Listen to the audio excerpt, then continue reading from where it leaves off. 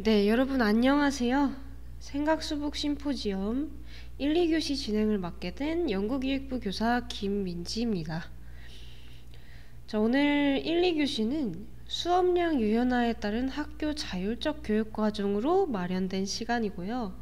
융합탐구 활동으로 진행됩니다. 자, 이 융합탐구 활동에서 활동이라는 건 누구의 활동을 이야기를 하는 걸까요?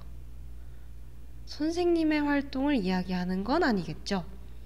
그러니까 1, 2교시는 여러분들의 활동이 뒷받침되어야 완성될 수 있는 시간이라고 이야기할 수 있겠습니다.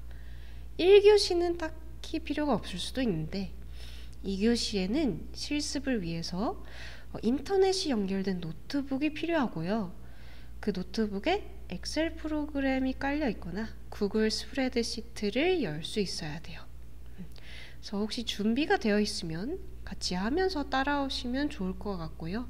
안 돼 있으면 잘 듣고 집에 가서 해보시면 되겠습니다. 그러면은 시작을 해볼게요. 제목을 되게 거창하게 붙여놨어요. 우주와 시 그리고 인간 이렇게 붙여놨죠. 이런 큰 제목을 주제로 1교시에는 뭘 할 거냐면 시를 해석하는 걸로 도입을 해서 인류가, 그러니까 인간이 문명을 발달시키면서 어떻게 우주관을 변화시켜 왔는지에 대해서 이야기를 해보도록 할 겁니다.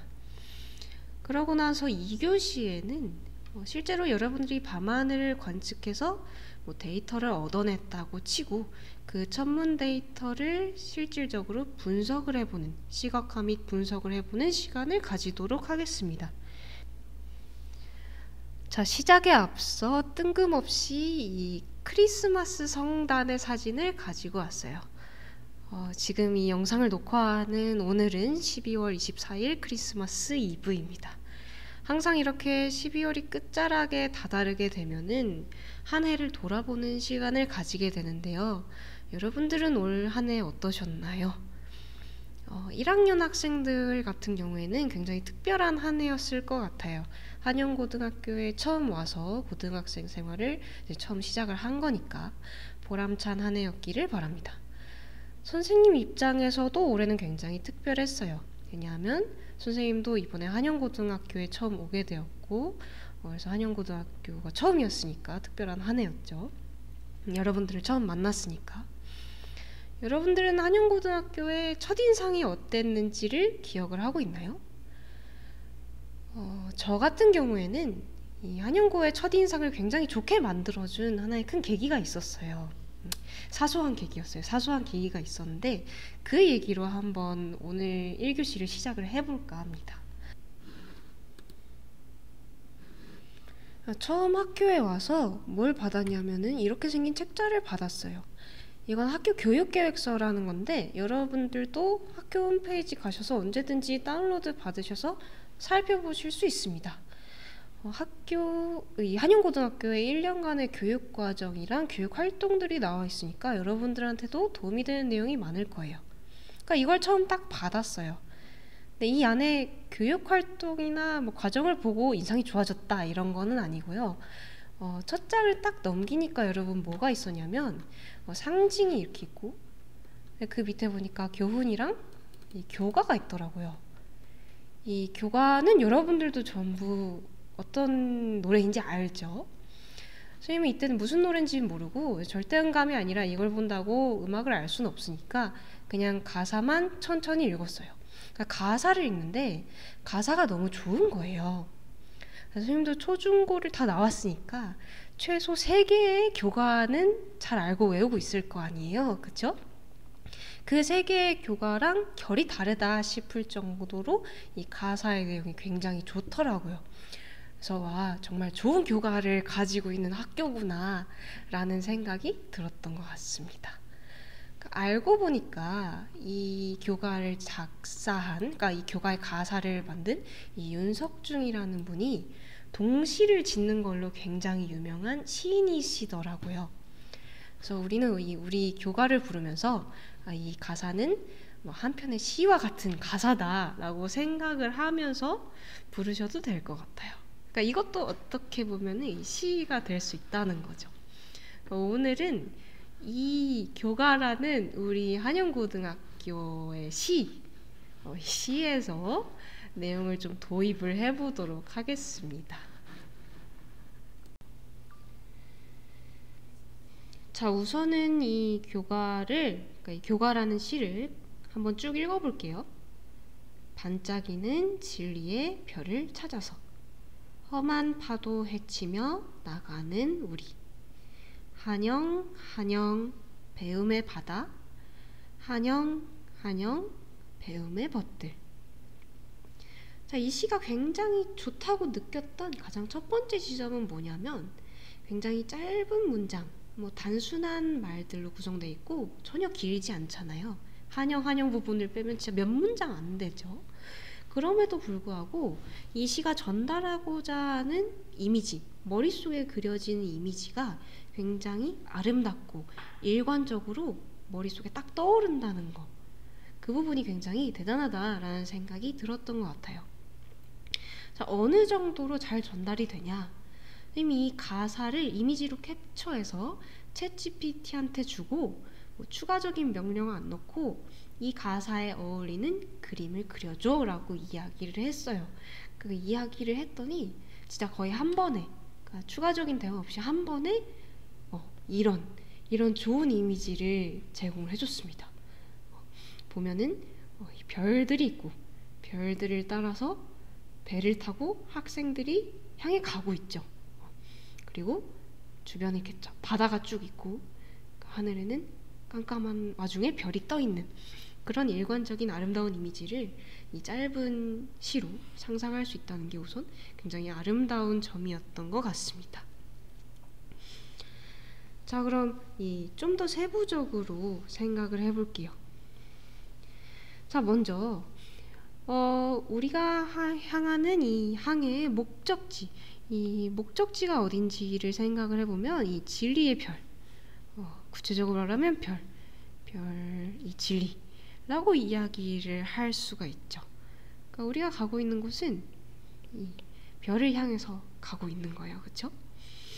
그리고 우리가 험한 파도를 헤치고 나가고 있다는 점에서 우리는 뭔가 배를 타고 항해를 하고 있구나 라는 점을 생각을 해볼 수가 있어요.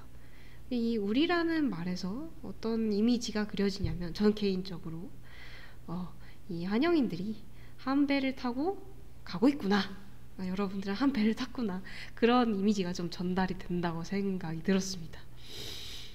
그리고 이 세 번째 행에 뭐라고 되어 있냐, 이 배움의 바다라고 되어 있죠. 이 험한 파도라고 하길래 항해를 하는 건 알았는데 그 바다가 다른 바다가 아니라 이 바다가 이 배움의 바다였구나 라는 사실을 우리가 깨달을 수가 있는 거죠. 그래서 이런 이미지는 이렇게 세 개로 정리를 해볼 수 있지 않을까 라는 생각이 듭니다.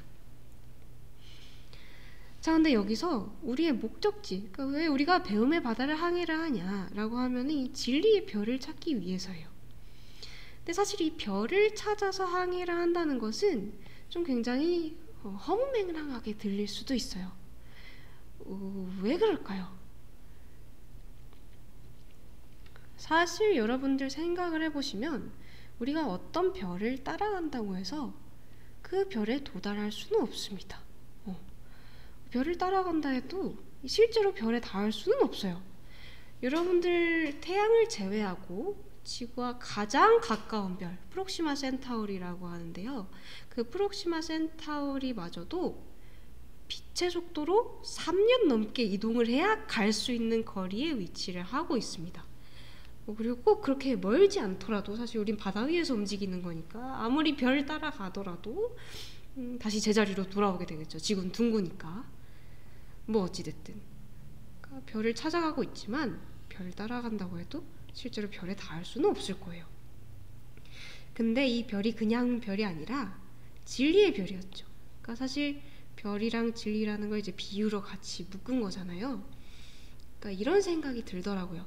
별이랑 마찬가지로 이 진리라는 개념도 우리가 굉장히 따라가고자 하는 열망을 가지고, 그러니까 진리를 찾아 나가고자 하는 열망을 가지고 실제로 인류가 진리를 찾아 나서지만 쉽게 닿을 수는 없는 존재죠.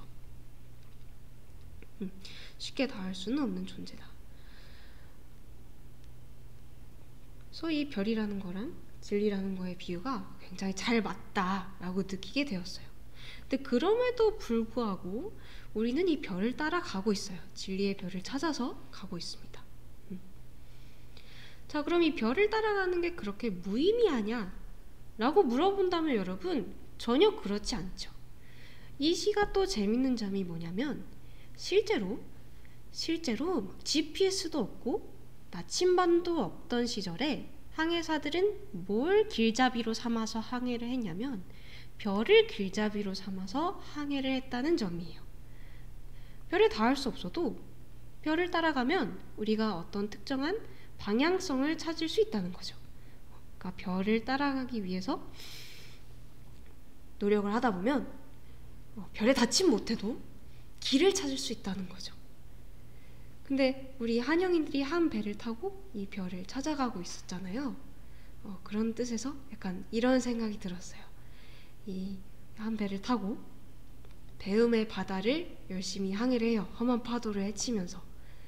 그 배움의 과정에서 진리를 찾아가다 보면 이 한영인 여러분들도 여러분들만의 길을 찾아갈 수 있는 것이 아닌가 라는 생각까지 들었습니다. 너무 확대 해석일까요? 어찌됐든 저의 감상은 그렇습니다. 그러니까 여러분들도 이 배움의 과정에서 열정을 가지고 열심히 따라가다 보면 여러분만의 길을 찾을 수 있을 것이다. 그리고 그 과정에서 여러분들은 한 배를 탄 사람들이에요. 그러니까 다 같이 협력을 잘 해야겠죠. 험한 파도를 헤쳐나가기 위해서. 그쵸? 그렇습니다. 자, 이렇게 제 나름대로 한영인의 관점에서 이 시를 해석을 한번 해봤는데요. 이번에는 이 별을 이제 진리에 비유한 거, 그러니까 별과 진리의 비유를 보편적인 인류의 관점에서 생각을 한번 해봅시다. 인류는 사실 별이라는 게 뭔지 알기 위해서 굉장히 오랜 시간 동안 노력을 해왔어요. 근데 실제로 별에 닿을 수는 없었죠. 태양을 제외하고 다른 별에 진짜 가볼 수는 없었어요. 만져볼 수도 없었고. 하지만 이 별이 뭔지 알기 위해서, 그러니까 이 진리를 찾기 위해서 꾸준히 노력하고 오랜 세월에 걸쳐서 여러 인류가 협력해서 노력한 결과 인류의 오랜 노력이 별을 따라가기 위한 인류의 오랜 노력이 동반된 결과 실제로 어떠한 진리에 도달하게 된다 라는 이야기를 좀 해볼 수가 있을 것 같습니다. 예전 항해사들이 실제로 별에는 닿을 수는 없지만 별을 보고 길을 찾았듯이 인류도 별을 알기 위해 오랜 노력을 했지만 어떤 의외의 진리를 발견하게 되었다는 거죠. 자, 한번 이 앞쪽에 이 사람들을 한번 봅시다. 여러분들이 이 사람들이라고 생각을 해보세요. 여러분들은 지금 21세기 사람이라 정보의 홍수 속에서 살고 있죠. 그런데 21세기 사람이 아니라 굉장히 고대의 사람들이었다고 생각을 해봅시다. 밤하늘에서 별을 봐요. 근데 이 별에서 오는 정보는 굉장히 제한적이에요. 여러분들은 아무것도 몰라요. 세계 지도도 없고 지구가 둥글다는 것도 모르고요. 돌아간다는 것도 아무것도 몰라요. 그 상황에서 이걸 봤을 때 이건 뭐냐면 그냥 특정 지점에서 밤하늘의 특정 지점에서 특정 빛들이 오고 있는 거, 그 상황일 뿐인 거예요. 근데 별이 무엇인지 여러분은 알 길이 없죠. 계속 설명하고 싶어하고 계속 알고 싶어하는 거예요. 저게 뭘까? 지금도 마찬가지예요. 별에서 우리한테 오는 정보는 그냥 그 특정 지점에서 특정한 성질을 가진 전자기파가 온다. 그거 하나밖에 없습니다. 근데 그 정보를 여러분 사람들이 오랜 세월 동안 열심히 분석해서 지금 여러분들이 아는 것만큼 많은 정보를 얻어낼 수 있게 된 거예요. 옛날에는 정말 이제 나랑 우리 가족이랑 기껏해야 이웃 나라까지 정도밖에 몰랐는데 우리가 세상의 중심인 줄 알았는데, 세상의 다인 줄 알았는데 사실 막 몇십억 명의 사람들이 발붙이고 살고 있는 동그란 지구가 있고 그 지구는 태양을 중심으로 돌고 있는 세 번째 평범한 작은 행성이며, 그리고 이 우리의 중심에 있는 태양마저도 우리 은하를 구성하는 무려 2,500억 개, 여러분 은하의 별이 2,500억 개 정도가 됩니다. 2,500억 개의 별 중 적당히 변두리에 위치한 굉장히 평범한 주계열성이었고요.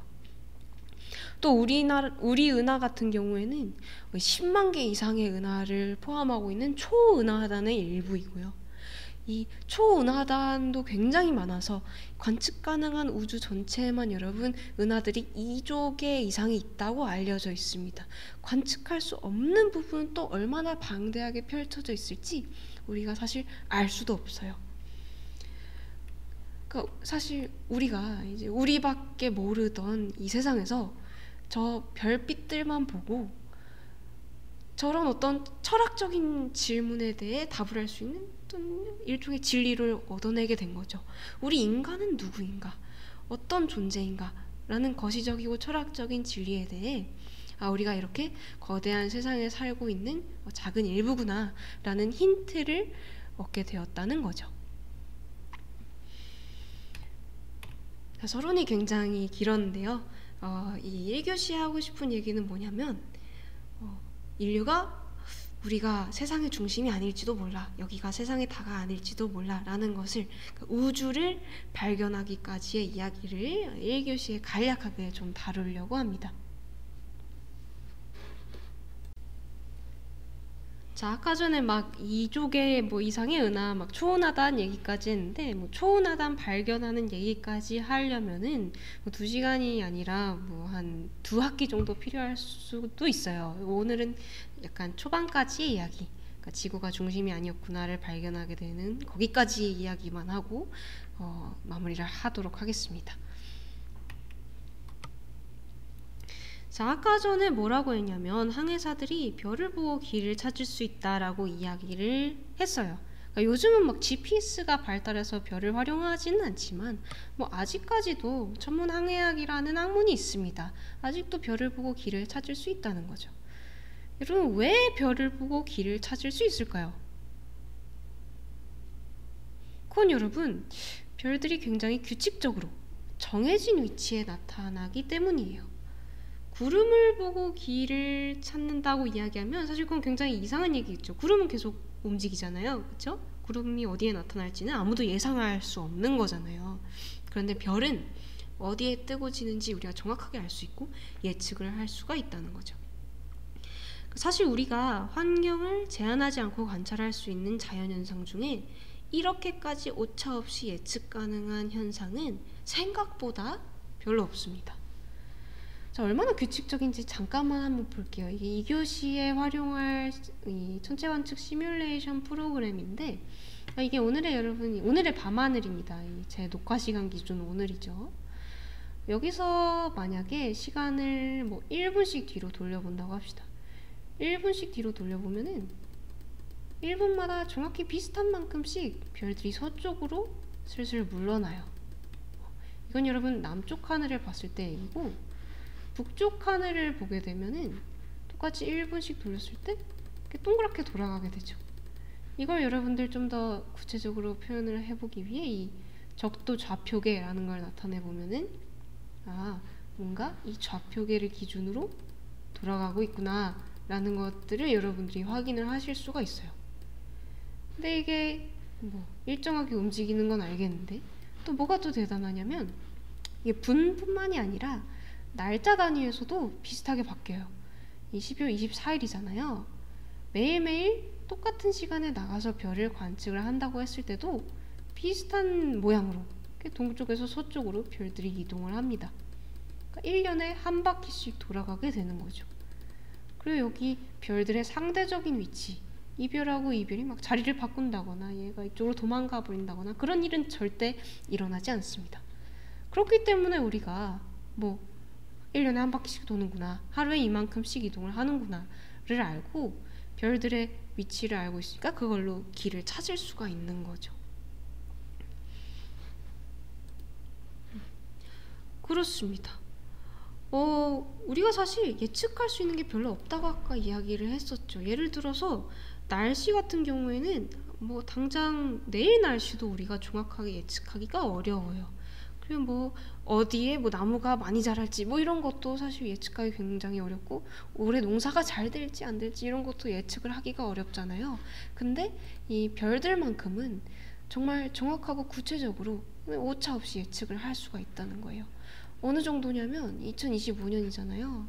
그 예를 들어 뭐 4세기, 5세기, 뭐 450년이라고 합시다. 이때 밤 8시, 1월 22일 밤 8시에 하늘이 어떻게 생겼을지 우리가 정확하게 알아맞힐 수가 있어요. 과거를 맞추는 것뿐만이 아니라 막 엄청나게 먼 미래, 뭐 25,000년의 밤하늘이 어떻게 생겼을지도 우리가 진짜 디테일한 위치까지 예상을 할 수가 있고 보통 맞아 떨어지게 됩니다.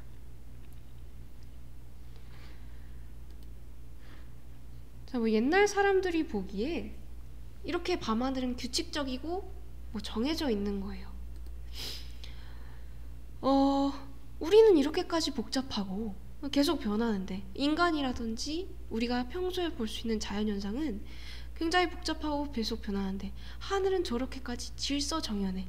이렇게 두 개를 대비를 해서 보게 되면은, 그러니까 옛날 사람들은 자연스럽게 어떻게 생각을 하게 되냐면, 지상계와 다르게 저 하늘 같은 경우에는 아주 다른 세상이구나, 다른 법칙이 지배하고 있는 질서정연한 다른 세계구나 라는 생각을 하게 되겠죠. 그리고 자연스럽게 저 하늘은 초월적인 존재가 관할하는 영역이겠구나 라고 이해를 하게 되는 거죠. 자, 아직까지는 과학의 단계라고 이야기할 수는 없지만 과학은 다 상상력에서 시작을 하게 되는 거죠. 고대 우주관이 어떤지 한번 살펴봅시다. 굉장히 여러 가지가 알려져 있는데 재밌는 건 이 고대 인도인의 뭐 상상이에요. 우리가 이 대륙 위에 살고 있는데 이 대륙을 떠받치고 있는 코끼리가 있고, 그 코끼리를 그게 뭐냐면 혼천설이에요. 아까 이거는 이 개천설이라고 불리는 우주관인데 이 두 번째로 나오는 건 혼천설입니다. 아까처럼 위에 동그랗게 하늘이 있는 게 아니라 이 천원이라는 걸 다르게 해석을 한 거죠. 우리를 구 모양으로 둘러싸고 있는 하늘이 있는 거죠. 그리고 특정 지점을 기준으로 태양이 돌고 있는 거죠. 그쵸? 이런 혼천설이라는 새로운 우주관을 발달을 시키게 되고, 이게 설명하지 못했던 것들, 계산이 잘 안 나왔던 것들을 잘 설명을 해주게 됩니다. 그래서 여기 여러분 익숙한 거 있죠? 혼천이. 혼천이가 여러분 혼천설을 기반으로 만들어낸 도구인 거죠. 자, 여러분 아까 전에 이 그림, 아까 적도좌표계라고 했죠. 여기에 맞춰서 별들이 돌고 있었잖아요. 약간 이 축소를 해서 보면은 편의를 위해서 별자리 선도 표시를 좀 해봅시다. 정말 이 구에 딱 고정이 되어서 별들이 돌아가거든요. 고정이 되어서 별들이 돌아가거든요. 이걸 보시면은 하늘을 구로 표현하고 그 구가 돌아간다고 생각을 하는 게 관측되는 모양이랑 잘 맞아떨어질 것이라고 예상을 할 수가 있죠. 이 혼천설 굉장히 잘 설명을 했어요. 자, 이 동양과 마찬가지로 서양에서도 하늘을 구로 표현을 하려는 시도들이 등장을 하게 됩니다. 그게 발달을 하면서 천구라는 개념까지 도달을 하게 되는 거죠. 자, 이때는 어떻게 생각을 했냐? 동그란 지구가 동그랗다까지 왔어요. 동그란 지구가 중심에 있고 그 지구를 중심으로 투명하거나 뭐 아닌 까맣게 덮여있는 커다란 하늘구가 있다고 생각을 하는 거예요. 하늘구. 그리고 이 하늘구가 지구를 중심으로 돌아가는 거죠. 서양에서도 천구의 개념이 이제 들어오게 됩니다. 자, 이 천구라는 개념을 누가 받아들이냐? 이 아리스토텔레스가 받아들입니다. 아리스토텔레스는 여러분 대단한 사람이죠. 이 과학의 역사와 철학의 역사에 지대한 영향을 미친 사람입니다. 자, 이 사람은 굉장히 이 주변에서 볼 수 있는 자연현상을 설명하려는 노력을 많이 했어요. 자연현상을 설명하려는 노력이 사실 과학이거든요. 그러니까 엄연한 과학자였던 거죠. 그리고 나름 그럴싸하기 때문에, 설명을 나름 잘 하기 때문에 이 오랫동안 인정받을 수 있다는 거죠. 아리스토텔레스는 여러분 어떤 이 과학관을 가지고 있었냐면 사원소설이라는 걸 이제 자연현상의 기반으로 생각을 했어요. 우주의 모든 것들은, 세상의 모든 것들은 물, 불, 흙, 공기로 구성이 된다 라고 이해를 했죠. 그러니까 이것도 여러분 자세히 들어가 보면 굉장히 재밌습니다. 보면 밑에부터 흙, 물, 공기, 불이죠. 그쵸? 이 물, 불, 흙, 공기가 그냥 존재하는 게 아니라 정해진 위치가 있고 이 구 안에서 이제 존재를 하고 싶어 해요. 예를 들어서 흙이라는 거는 이 지구 중심 쪽으로 계속 떨어지고 싶어 해요. 얘는 고향이 이쪽 구니까 뭐 다른 데 갖다 놓으면 아래쪽으로 떨어지고 싶어 하는 거야. 그러니까 여러분들 이 물이랑 흙이랑 막 섞어가지고 막 뒤섞어가지고 땅바닥에 그냥 놓으면은 흙은 아래로 내려가고 물은 위로 올라가죠. 그죠? 그거는 이 흙이라는 건 고향이 가장 아래쪽 구니까 아래쪽으로 원래 있던 곳으로 돌아가고 싶어하고, 물이라는 건 그 바깥쪽 구니까 흙보다 위쪽에 위치하고 싶어하고, 여기 원래 여기 있어야 되는 애들이니까 그렇기 때문에 그렇게 이동을 하는 곳이다 라고 설명을 했던 거죠. 그럴싸하죠. 불도 마찬가지예요. 공기 중에 불을 피워놓으면 불이 막 위로 올라가는 것처럼 보이잖아요. 그건 불이 원래 위치하는 곳이, 그러니까 불이 가고자 하고 있는 원래 위치가 물보다 바깥쪽 구의 위치를 하고 있기 때문이다 라고 이야기를 했던 거죠. 그러니까 이걸로 굉장히 많은 자연현상을 설명할 수가 있었고, 그래서 사람들이 이 사원소설을 과학으로서 잘 받아들였던 거죠. 자, 아리스토텔레스가 이 사원소설에 어떤 걸 같이 생각을 하냐면 아까 이야기한 천구 개념을 생각을 합니다. 이 네 사원소에 구가 이렇게 있고 가장 바깥쪽에 별이 있는 곳은 어디냐면 이 가장 바깥쪽에 있는 이 구예요. 이 구에 별이 이렇게 박혀 있습니다. 근데 사실 이 사원소가 존재하는 이곳은 굉장히 변화무쌍하잖아요. 뭐 있다가 없어지기도 하고 막 왔다 갔다 움직이기도 하고. 근데 이 별이 있는 이 구는 불변하고 일정한 것처럼 보여. 별이 막 왔다 갔다 하지 않아. 그냥 일정하게 회전하는 것뿐이고 굉장히 완전한 운동을 하고 있죠. 그래서 어떻게 생각을 하냐면 이 구역을 나눠버려요. 불이 존재하는 이 구 바깥쪽에 달이 있는데, 달이 돌고 있는데 달 아래는 지상계예요. 여기까지는 지상계고 그 위는 천상계예요.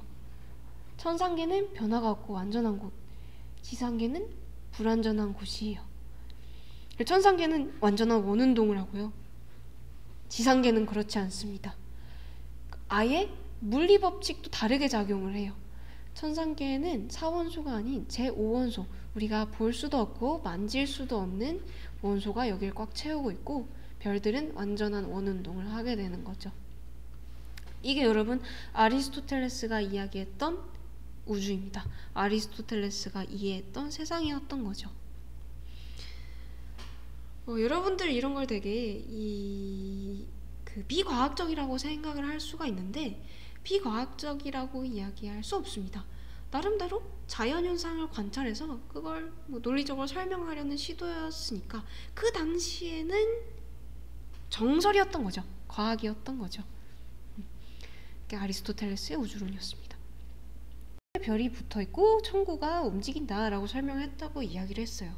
그러면은 천구상에 붙어있는 별들은 그 상대적인 상대적인 위치가 변하지 않아야 돼요. 회전만 계속 하는 거고. 그런데 그렇지 않은 별들이 있었던 거예요. 천구에 가만히 붙어있는 게 아니라 천구 위를 스멀스멀 지들끼리 기어서 움직여요. 그런 애들을 우리가 뭐라고 부르기로 했냐, 이 행자를 붙여가지고 움직이는 별, 행성이라고 이름을 붙이기로 했던 거죠. 이 행성의 움직임을 설명할 또 다른 장치가 필요하게 됩니다. 자, 그 장치가 뭐냐면 여러분, 이 천구랑 지구 안쪽에 이 행성들이 뭐 자기 각자 나름대로 돌아갈 수 있는 구를 만들어주는 게 그 장치가 되는 거죠. 자, 이 지구가 있고 바깥쪽을 도는 이 수성이 도는 구가 있고, 얘는 자기 속도로 돌고, 그 바깥쪽에 뭐 금성이 도는 구가 또 자기 속도로 돌고, 그 가장 바깥쪽에 천구, 별들이 붙어있는 구가 뭐 돌고 있는 거죠. 그렇게 이야기를 하면은 여기 있는 별들의 움직임하고 여기 있는 행성들의 움직임은 그 속도나 방향성이 서로 달라도 상관없는 거죠. 자, 여기까지 오면 여러분들이 익숙하게 아는 우주론과 비슷한 형태로 형태가 잡히게 됩니다. 뭐냐면 여러분들이 흔히 아는 천동설 혹은 지구 중심설과 비슷한 형태가 나타나게 되는 거죠. 지구가 중심에 있고 행성들하고 달하고 해가 우리 주위를 돌고 있다. 이게 여러분 천동설이잖아요. 그쵸? 이것들이 시작이 되는 거죠. 자, 근데 이렇게 해서 설명이 쭉 되면 되는데 문제가 뭐냐면 이 행성이라는 애들이 굉장히 이상하게 움직입니다. 자, 이 행성의 움직임을 보여드리기 위해서 세팅을 좀 해놨는데요. 여러분들이 밤하늘에서 볼 수 있는 대표적인 행성이 뭐가 있냐면 금성이 있습니다. 금성 굉장히 밝죠. 자, 이 금성이 천구에 붙박혀 있지 않고 계속 이동을 해요. 지금 시간이 2026년으로 나와 있는데 하루씩 뒤로 돌려보면은 이런 식으로 지금 별자리랑 비교를 해보시면 별자리 위에서 다른 곳으로 이동을 하고 있죠. 하루씩 뒤로 돌려보면 이렇게 자기 나름의 구가 서쪽에서 동쪽으로 구를 따라 돌고 있는 것처럼 잘 보입니다. 그런데 갑자기 속도가 느려지죠. 그쵸? 10월쯤 우리가 갑자기 이동 속도가 느려졌어. 그러다가 뒤로 가버리죠. 다시 보여드릴까요?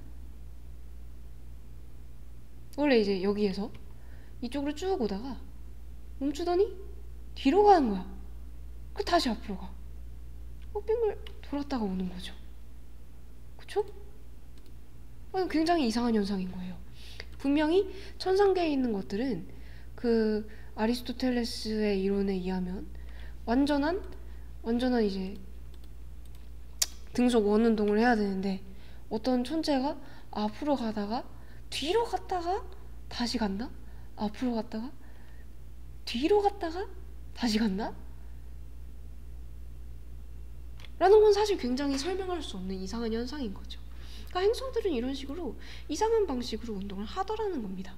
그래서 이것도 나름대로 이 모형을 고쳐서 설명을 하려는 시도들이 발생을 하게 되죠. 이 행성의 역행 현상을 설명을 하려는 시도들이 나오게 됩니다. 그게 여러분 뭐냐면 이 주전원이라는 걸 도입을 하는 거예요. 주전원. 자, 여러분들 아까 전에는 지구 바깥쪽으로 수성이 돌고 있는 구가 있고 금성이 돌고 있는 구가 있고 이런 식으로 되어 있었는데, 자, 이제는 수성이 돌고 있는 궤도 위에 중심점이 하나 있고 그 중심을 둘러싸는 원이 하나 있고 그 원 궤도를 행성이 돌고 있는 거예요. 얘도 마찬가지. 이 중심에 있는 이 중심점은 이 구를 따라서 이렇게 돌아가고 있는데 이 중심점이 위치한 곳을 둘러싸는 이 원을 주전원이라고 부르고 이 주전원을 따라서 금성이 이동을 하는 거죠. 이 주전원도 공전을 하고 금성도 이 주전원의 중심을 따라서 공전을 하더라 라고 설명하면은 이 등속 원운동이라는 가치관을 포기하지 않고 이 행성의 이상한 움직임을 설명할 수 있다 라고 이야기를 했던 겁니다. 계속 이 몸자리 돌아가고 있는데 충분히 이해가 되죠? 이 빨간 게 행성이고 가운데 있는 게 지구인 거예요. 그러니까 지구에서 살펴보게 되면 이 천구를 기준으로 했을 때 행성이 있는 구가 이런 식으로 움직이고 그 위로 주전원에서 행성이 이렇게 돌면 앞으로 갔다 뒤로 갔다가 앞으로 가는 모션이 충분히 만들어질 수가 있는 거죠. 이게 여러분 주전원을 도입한 지구 중심설입니다. 됐어요. 설명 잘 했어요. 여러분들 이 당시 사람들은 그렇게 그렇구나 하고 넘어가는 사람들은 아니었어요. 생각보다 구체적으로 검증을 하려고 노력을 많이 하는 사람들이었습니다. 그래서 이 주전원을 도입을 하고 나서 이 주전원으로 행성의 움직임을 설명하기 위해서 엄청난 관찰과 계산을 거칩니다. 그러니까 구체적으로 금성이 어느 정도 각도에서 얼만큼 어느 위치로 이동을 했는지를 매일매일 기록을 하는 거야. 해놓고 그렇게 관측된 결과랑 주전원을 도입했을 때 움직임이 나타나야 되는 경로랑 비교를 하는 거죠. 그러면서 그 주전원이 돌고 있는 구는 어느 정도 사이즈인지, 주전원 자체는 반지름이 얼마여야 되는지를 디테일하게 계산해서 행성 운동과 정확하게 맞아떨어지도록 끼워 맞추게 됩니다. 그러니까 생각보다 여러분 이 당시 사람들도 디테일하게 관찰하고 계산 결과로 입증하려고 했다는 거죠. 이게 여러분 그 당시 사람들이 수성운동과 금성운동을 한 8년간 정확하게 계산해서 나타낸 이제 그림입니다. 그래서 이 주전원을 도입해서 설명을 하게 되고, 이게 여러분 그 당시에는 과학이었던 거죠. 그 당시의 과학. 충분히 잘 설명을 할 수 있다. 자, 그런데 코페르니쿠스라는 사람이 보니까 이 주전원이라는 거를 도입을 했더니 이 궤도 자체가 너무 더러워져요. 그쵸? 뭔가 자연현상이라는 건 좀 더 단순했으면 좋겠다라고 코페르니쿠스는 생각을 하게 된 거예요. 그래서 이 코페르니쿠스가 엄청난 시점의 전환을 만들어내게 됩니다. 우리 코페르니쿠스적 전환이라고 이야기를 하죠. 사실 이런 주장을 한 사람은 옛날부터 있긴 했는데, 코페르니쿠스가 구체적인 관측 결과로 계산을 해서 정리를 해서 쭉 발표를 한 거죠. 사실 우리 지구를 중심으로 행성이랑 천구가 도는 게 아니라 태양을 중심으로 지구가 도는 걸 수도 있다 라는 이야기를 밝혀내게 됩니다. 시점을 바꾼 거죠. 그래서 아까 전에 행성이 뒤로 가는 이상한 움직임이 보인다 그랬잖아요.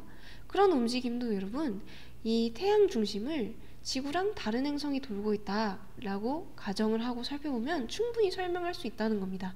이 지구 바깥쪽 행성도 마찬가지고 안쪽 행성도 마찬가지인데, 지구가 다른 행성을 앞질러 갈 때, 혹은 다른 행성이 지구를 앞질러 갈 때 지구에서 보기에는 배경별들 사이로 행성이 뒤로 가는 것처럼 보이게 돼요.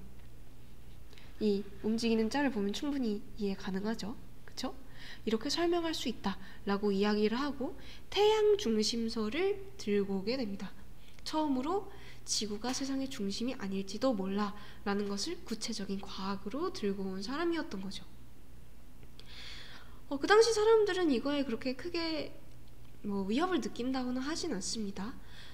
그런데 그냥 수학적으로 눈여겨볼 만한 이론이다 라고 평가하고 묻히게 된 거죠.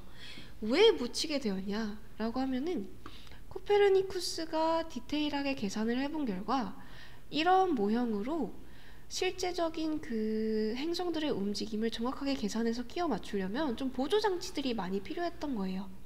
왜냐? 이때는 행성들이 등속 원운동을 할 거라고 생각을 했거든요. 사실은 그렇지 않은데, 그 철학에 입각해 궤도를 설명하려다 보니까 오히려 더 복잡한 궤도가 나오게 되었어요. 태양을 중심으로 있는데 더 복잡한 궤도가 발생을 한 거죠.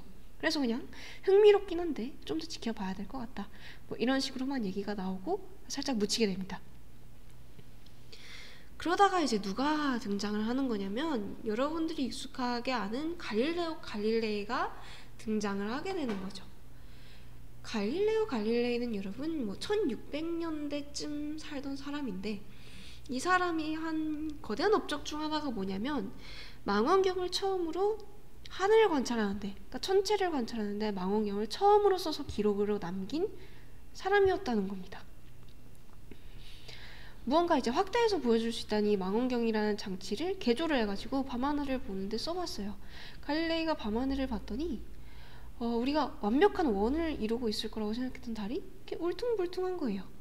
그래서 달은 사실 완벽한 원이 아니라 울퉁불퉁했구나 라고 해서 자기 노트에 이렇게 스케치를 남기게 됩니다. 이거 말고도 굉장히 다양한 관측을 하게 돼요. 예를 들어 이제 목성을 관측을 하죠. 목성은 아까 행성이니까 또 그런 비슷한 움직임을 보이는 애들일 거 아니에요. 걔를 망원경으로 쭉 줌을 당겨봅니다. 그랬더니 놀랍게도 목성 주위에 망원경을 쓰기 전에는 보이지 않았던 조그만 별들이 옆에 보이게 돼요. 하나, 둘, 셋, 4개가 보입니다. 참고로 이 사진은 선생님이 찍은 거예요. 재작년쯤에 찍은 건데, 얘가 목성이고 얘가 이제 갈릴레이가 그때 봤던 애들이죠.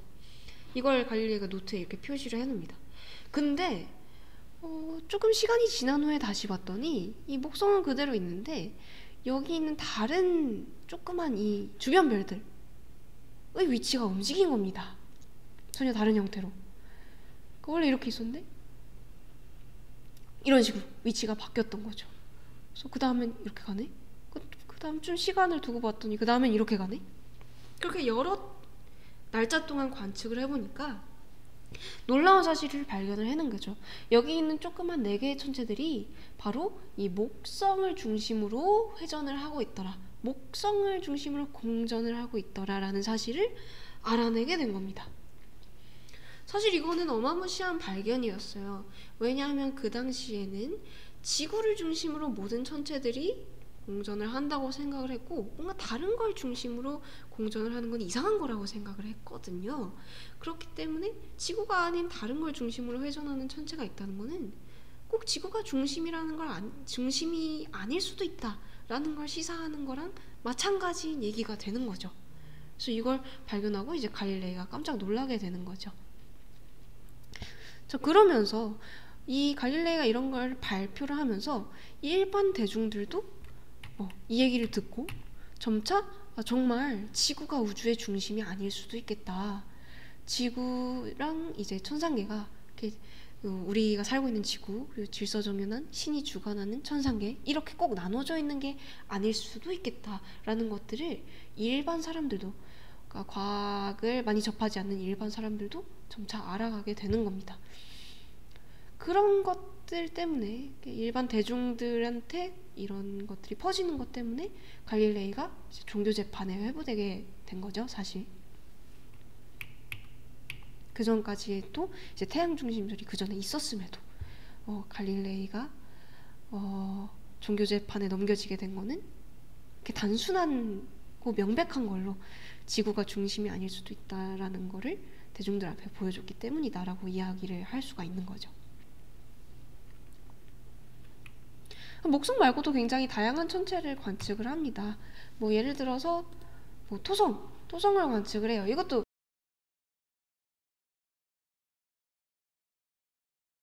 굉장히 다양한 관측을 하면서 기록을 남기게 됩니다. 근데 이 중에서 태양 중심설의 결정적인 증거가 된, 그러니까 결정적인 근거로 삼을 수 있는 관측이 하나가 있어요. 그 관측이 여러분 뭐냐면 금성입니다. 금성. 자, 여러분들 원래 이제 사람들이 그 당시에 보편적으로 갖고 있던 생각, 정설, 이 지구 중심설로 표현을 하면은 금성은 우선은 태양 안쪽에서 돌고 있고, 그다음에 금성을 도는 궤도는 주전원을 포함한 궤도라 주전원이 이렇게 금성이 여기서 빙글빙글 돌아가면서 이렇게 가고 있다라고 생각을 했었어요. 근데 이런 관측 결과, 이런 모형하고는 맞지 않는 결과가 관측이 된 거죠. 이거에 좀 더 적합한 결과가 금성 관측에서 발견이 되었다는 겁니다. 그러니까 이게 발견이 되면서 진짜 사람들이 본격적으로 태양 중심설이 진짠가 보다 라는 생각을 시간이 지나면서 굳혀가게 되는 거죠. 갈릴레이가 금성에서 발견했던 것은 무엇이었을까요? 자, 이 얘기는 2교시부터 본격적으로 풀어가도록 하겠습니다.